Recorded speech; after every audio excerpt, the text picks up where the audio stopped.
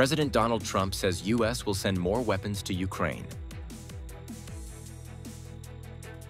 PM urges acceleration of Vietnam-Brazil and Vietnam-Mercosur FTA signing. Kua Lo strengthens rescue work for residents and tourists. Hello, so good to see you again in today's news by Nghệ An Press and Broadcasting Agency. Now let's get started. The U.S. President Donald Trump said the U.S. would send additional arms aid to Ukraine, reversing the White House announcement last week that the U.S. would suspend some military aid to Kyiv. The Washington's decision to halt some weapons shipments to Kyiv lead to warnings that move would crimp its ability to fend off Russia's airstrikes and battlefield advances, while drawing criticism from Democrats and some members of Donald Trump's fellow Republicans. In a statement, the U.S. Defense Department later said it would send additional defensive weapons to Ukraine at President Trump's direction. Ukraine has been asking Washington to sell it more Patriot missiles and systems that it sees as key to defending its cities from intensifying Russian airstrikes. The relationship between UK and France, two important countries in Europe, is witnessing new positive signs when French President Emmanuel Macron pays a state visit to UK from 8 to 10 July.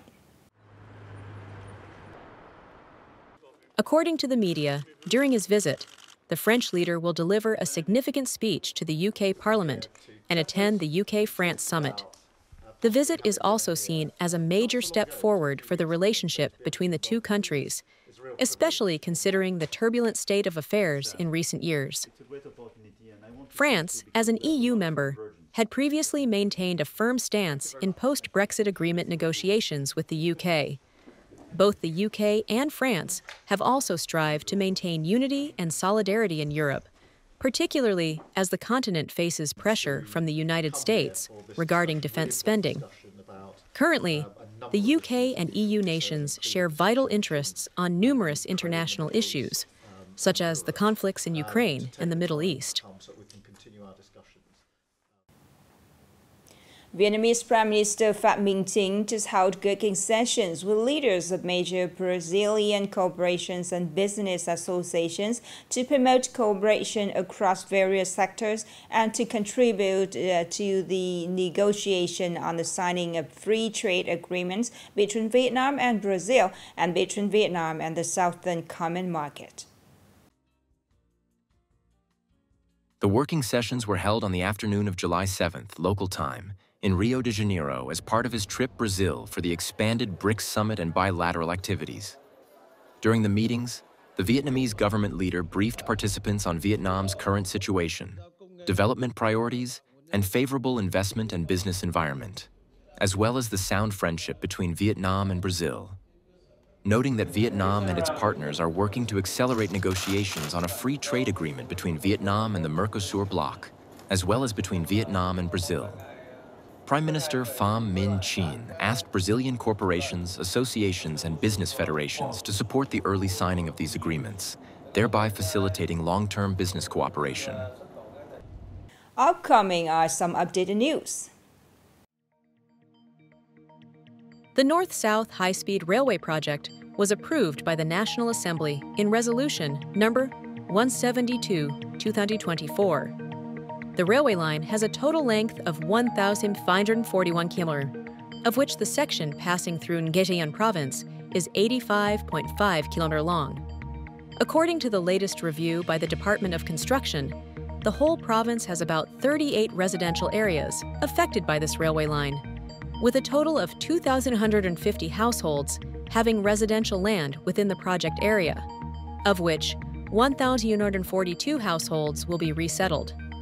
To address the urgent need for new housing for residents, the province plans to build 30 resettlement areas, with a total area of up to more than 102 hectares, with a total investment of about 1,150 billion VND.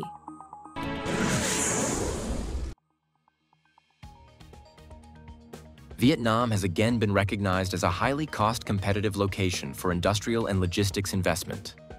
According to the Waypoint report, which evaluates more than 120 markets worldwide, Vietnam emerges as one of the select countries recognized for its highly affordable environment for these critical site selection elements. Despite an increase of 70% in industrial rental rates between 2019 and 2025, overall costs remain remarkably attractive in comparison to regional counterparts. In Vietnam, labor costs are currently less than 25% of the global median wage, placing the country among the most affordable labor markets in the Asia-Pacific region.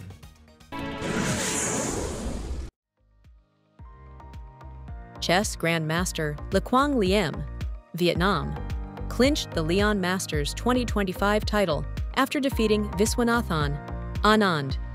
India, 3-1 in the final in Spain. In the final, Le Quang Liem drew the first game, but went on to win the next two convincingly.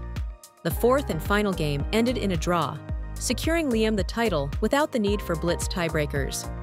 His opponent, 55-year-old Anand, is a former world champion and the first Asian player to reach world #1. Last month, Le Quang Liem earned an individual gold at the 2025 World Rapid Team Championship in London, competing for Team Freedom.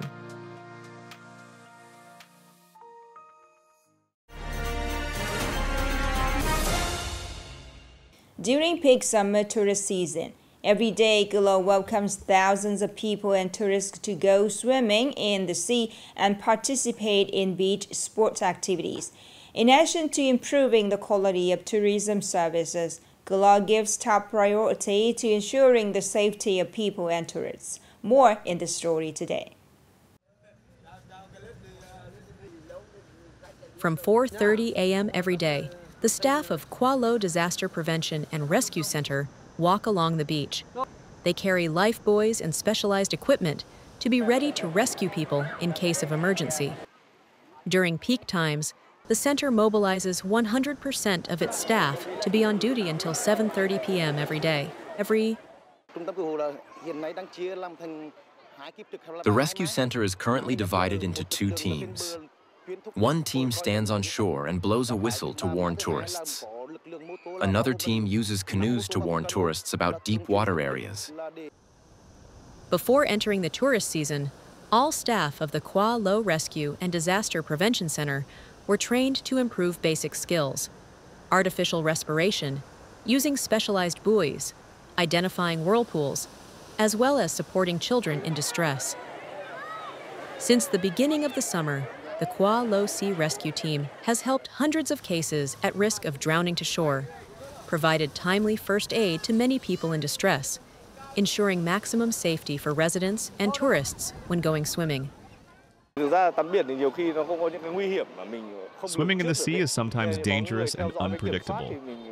If someone is watching and controlling me, I will feel more secure to have fun at the sea. It's been a long time since I've been to Qua Lo Beach. I see that Qua Lo Beach is very crowded. The work of ensuring safety for people swimming in the sea is very good. Qua Lo is not only an ideal destination in the summer, but also a place where visitors can feel secure when they immerse themselves in the cool water, thanks to the dedication and professionalism of the Qua Lo Disaster Prevention and Rescue Center. The last story just ended our news today. Thank you so much for your attention. Goodbye and see you later.